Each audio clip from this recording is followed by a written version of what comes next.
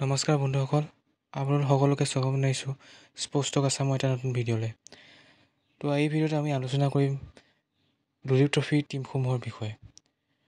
দুলীপ ট্ৰফিৰ প্ৰথম টিমত আছে শুভমন গিল কেপ্টেইন, ময়ংক আগৰৱাল, ৰিয়ান পৰাগ, ধ্ৰুৱ জুৰেল, KL ৰাহুল, তিলক বৰ্মা, শিৱম দুবে, তনুজ কটিয়ান, কুলদীপ যাদৱ, আকাশদ্বীপ, প্ৰসিদ্ধ কৃষ্ণা, খলিল আহমেদ, আৱেশ খান, বিদ্যাৰ্থ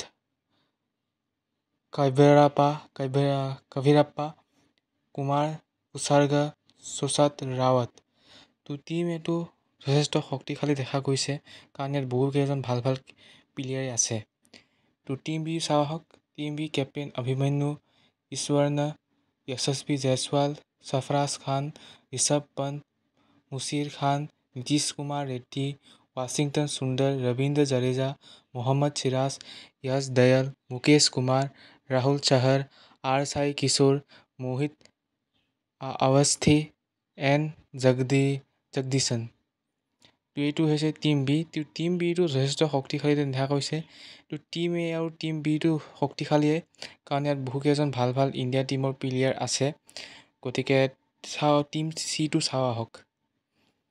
টীম চিত আছে Ruturaj Gaikwad captain, Sai Sudharsan, Rajat Patidar, Abhishek Porel, Suryakumar Yadav, B Indrajith, Hardik Shokeen, Manav Suthar, Umran Malik, Vyshak Vijay Kumar, Anshul Kamboj, Himanshu Chauhan, Mayank Markande, Aryan Juyal, Sandeep Warrier.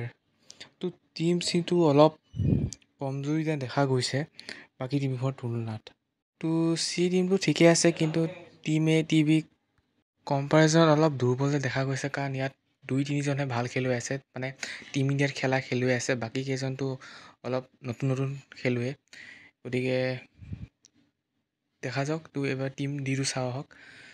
Team ডিটোৰ captain Shreyas Iyer, Atharva তাইৰে, যশ দৱে, দেৱদূত পাডিক্কল, ঈশান কিষণ, ৰিকি ভুই, শ্বাহনাজ জৈন, অক্ষৰ পটেল, অৰ্শদীপ সিং, আদিত্য ঠাকৰে, হৰ্ষিত ৰাণা, তুষাৰ দেশপাণ্ডে, আকাশ সেন গুপ্তা অসমৰ এজন ক্ৰিকেটাৰ হয়।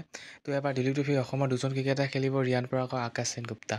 তাৰপিছত KS ভাৰত, সৌৰভ কুমাৰ। এইটো হৈছে টীম ডি। টীম ডিটো বাকীকেইটা টীমৰ তুলনাত অলপ কমজোৰি দেখা গৈছে, কাৰণ ইয়াত 2-এজনহে ভাৰতীয় টীমৰ প্লেয়াৰ আছে। আৰু মোৰ সবচে শক্তিশালী টীম এইটোৱে লাগিছে, কাৰণ তাত বহুকেইজন ভাৰতীয় দলত খেলা খেলুৱৈ আছে। গতিকে আজিৰ ভিডিঅ'টো ইমানখিনিয়ে। লগ পাম নতুন এটা ভিডিঅ'ত। ধন্যবাদ।